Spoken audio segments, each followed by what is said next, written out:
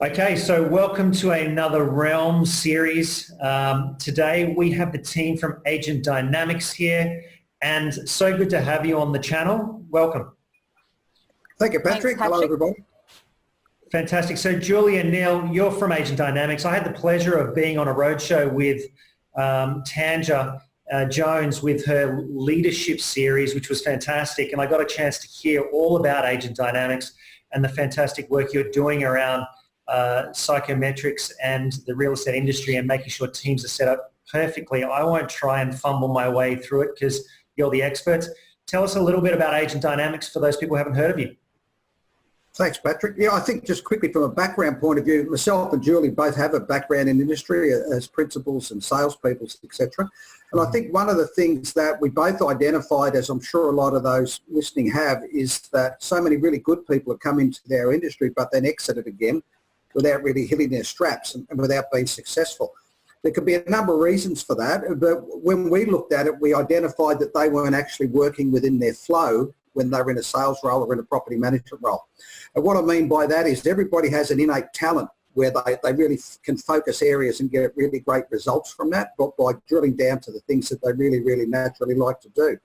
And there were a lot of psychometric products around, like I'm sure most folk have heard of DISC or Myers-Briggs or have carried out some of those. Mm-hmm. And we said, wouldn't it be great if we had one specifically for the real estate industry? So we worked with a company in the UK with their developers and sat down and developed AgentDynamics. So it's specifically a real estate tool.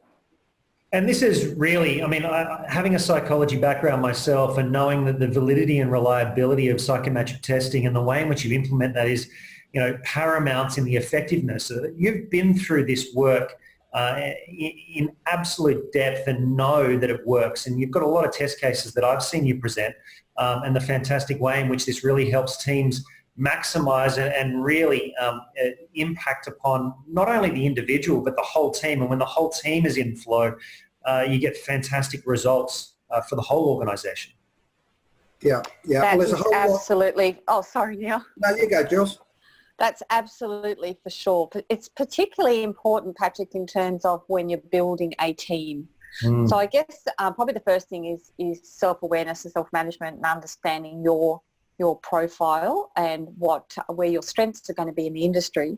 But when you're building a team, it's so important to have the right people surrounding you in terms of that you're all bringing your individual talent to the table and working for the absolute best outcome for a client. And we see in our industry that a lot of people will, number one, not be really clear around what roles they need their team to do. But number two is that they may recruit someone just like them. Mm. And Neil has a really good analogy on that, which we'll share in a minute, about a cricket team. So it's really important that we look in terms of every profile who would be the best fit for their team and look at what they are doing and attract the right people for the team. And now's the time, really. Like if we look at it, at what's going on in the industry and how agencies really need to be more efficient, they really need to be maximizing what they do and how they do it. This is the time in which to really invest in your team, I can see. And it's the compounding effect too that I see. You get one person that's out of flow, one person that's not doing particularly well within a team, and it has a flow-on effect. And if the whole team is not in flow, or the whole team is not doing particularly well, then that compounded effect of that is massive. And the reverse is also true. You get a team that's performing incredibly well and really working well together and well made up. That team is doing incredibly well because everybody in the team is pulling in the same direction. We see that a lot in the industry. Yeah, and that's so true, Patrick, because if we look at, there's two elements to every single thing that we bring. The first thing is what we call a learned skill, which is the competency level that people will bring to the team, which is based purely, I think, on the resume. When somebody is recruiting just from resumes, you can get that person into the team if they're not actually what we would call in flow, whereas they have an innate talent for that internally and they love to do it and it gives them energy doing it. You have someone who... well, two scenarios normally happen is if you're just recruiting on skill level, you quite often will find out that you've got to exit that person, say, three to 6 months down the track, which for a business owner is around an investment of about 35 to 50K in terms of what the energy, effort and wages and training resources you put into that person. Where we find we get the absolute best result, and we work with a lot of teams in terms of them when they're putting somebody into the team of profiling them before they make that final decision, we want to have someone who's actually in flow in terms of the talent that they bring and have a competency level as well. So it's a difference between, hard work and working hard. So when you're doing something you love, you don't mind working hard, but when you're doing something out of flow, it is hard work.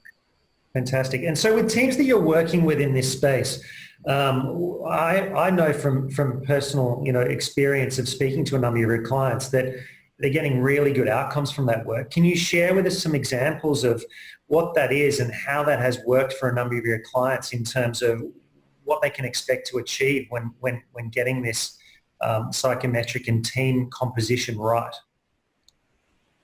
Yeah, I think probably one of the main things is efficiency. Each business owner or was once a property manager or a salesperson, normally as a general rule, and what worked for them isn't necessarily going to work for every one of the sales team. And a simple example of that is you may have a principal whose whole success was built on cold calling. And we could almost guarantee that that's innately, we could almost tell you their profile type, because there are some profile types who have no problem cold calling at all, and there are others who absolutely hate it because innately it's something that's alien to them and they have this fear of rejection. And as an industry, we tend to have so much of it's driven around just belt the doors down, eat concrete, harden up, just do it. That's fine in short bursts, but you can't sustain that over a longer period of time. So we work with clients who had very little success at door knocking. The principal had sent two of his agents up the street, his or her agents up the street. One would come back with 3 appraisals, the other one would come back with nothing. Well, the one that came back with nothing was sort of softly tapping on the door, then running down the driveway and going to the next house.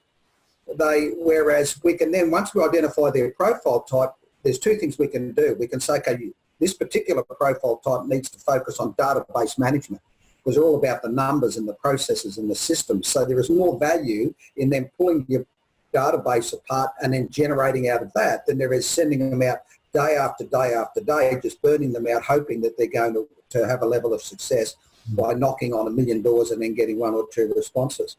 So I'll just quickly add to that, Patrick. The other one is from a mindset point of view, that if people do want to do door knocking, it's often just a matter of changing the dialogue from the one that they heard on the CD series they bought to one that matches their particular profile type. Yeah. Because each one of those CDs was written by somebody who was also a particular profile. So it worked for them, but it's not necessarily going to work for everybody else.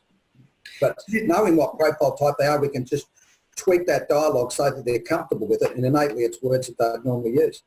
So this is music to my ears in the sense that, look, you're scientifically matching what works for people to their personality types and the way in which they work to maximize the output. And that makes a lot of sense from a human perspective, just managing people and making sure they're getting the most out of their roles, because people love to thrive. They love to be doing well. They love to be learning new things. They love to be working in a team that's working well together. And the opposite is also true. So I think this is a fantastic approach. I think it's very fresh, and I've never seen anything like this in the real estate industry. I think it's fantastic. When you work with your clients, what can they expect to do with you? What does that look like when they start to work with you as a new client? Okay, Jules? Yeah, so the first thing that we do is we have every client take a online assessment. Mm-hmm. And that's the foundation of every single thing that we do, because it will identify for them, give them so much insight in terms of how they're going to get the best results. So from that online assessment, they receive a 17-page report and an hour debrief session, either with Neil or myself, where we just give them a lot of much more context around the report. We find with a lot of psychometric profiling is they'll press a button, get a report and self-analyse, and it's really of no value. So we will do a deep dive into the profile, particularly around their profile. We look at not just their profile, but in particular we look at the different talent frequencies they have within the whole graph, because that alters the game quite significantly. Because just Julie, just pausing on that for a second, the context that your experience puts around that psychometric makes a world of difference in how you interact and configure and maximize the performance of that team. That context and knowledge is really important, right? Like that's what I'm understanding here.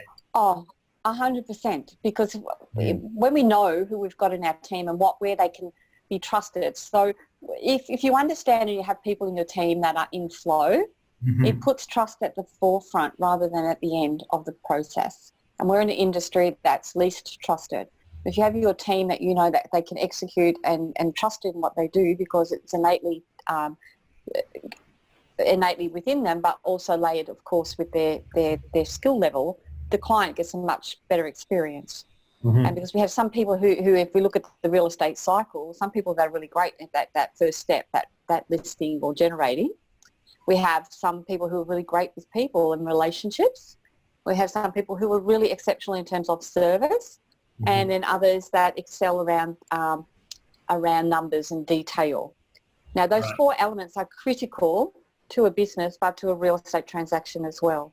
Now, you can have a client that might get a good experience right down to the process of actually the deal transacting, and it can be downhill from there. And what that relates directly back is in terms of the team that are actually managing that whole process. I personally don't believe there's anything as such as an all-rounder in terms of that you can do everything for your client and get an amazing experience. You go home totally exhausted. So we are really coming into an era of specialization. And within your team, you have specialists within your team that deliver those great outputs to your clients. And this trend of needing to have high-end services that differentiate in the marketplace where it's highly competitive and there's a diminishing return in a downturn market, that's so important, right? You've got to make sure that you're providing quality services that stand behind the product and service that you're offering to your clients, regardless of whether you're in sales or you're doing property management. And your system covers both sides of that real estate transaction, doesn't it? Yeah, absolutely. We're looking at somebody's largest asset and the trust that they need to put into someone and the competence level that that person or team needs to have to get a great response, outcome for that client. Yeah, totally, right. It's just so important. It's having that specialist team. I mean, if you're going to have an operation, there's an anaesthetist, there's a surgeon, there's a series of nurses. There's not 5 surgeons standing in there, or there's not 5 anaesthetists. So each one has a specific role and a specific task, and that's why they can get people in and out of there in the times that they do with the absolute best results. And real estate teams are exactly the same. There will be players in that team who are really great at presenting and getting the initial business, and who then struggle doing the follow-up stuff because they want to go out and find another client. So if we can identify who they are, then we know who to add to the team to be able to maximise that efficiency, which is what everybody's looking for, certainly in today's market. And this sounds like a perfect arsenal for leaders who want to develop their teams and want to develop their organisation and continue to grow in a downturn market. So I think it's highly important. So just summing up, guys, for 2019 in the current marketplace, what should leaders be looking at, and what can you see that really needs to be focused on from leaders in the industry paying particular attention to teams? Yeah, I think having a real good look at the team. In boom markets, things are happening that quickly. It doesn't really matter, and there's enough fat there to cover the mistakes that we miss. But in a market that's changing, where every deal is so important, it becomes so much more important. We can't just keep adding people to the team. So if we can look at getting more efficiency out of those within the organisation, or having them happier, so often it's just a matter of shifting somebody from one seat to another. Or once we've profiled the whole team, which is what we do on a team development day, we profile everybody in the team. Then we can sit down with the business owner and show them how to leverage the innate strengths of each and every person within that team. So at the end of it, they've got a whole plan of how to manage their people, how to communicate with their people, and how to get the absolute best out of them, because everybody in the team is different. Look, really smart services, really smart products. I'm incredibly impressed, and having spoken to a number of your clients on the leadership roadshow with Tanja, I know that you get good results, and I know that those organisations that you work with are huge advocates for the work in which you do and have transformed their operation and organisation and the lives of the individuals who operate in that organisation. So look, guys, it's so lovely having you on the Realm channel. I appreciate your time today and sharing with the real estate industry today what you've been doing, and we're happy to have you on board, and I look forward to speaking with you again soon. Thanks very much, Patrick. Thanks, everybody. You guys have a great day. Cheers, Frank. You too. Okay. Thank you. Thanks, Patrick.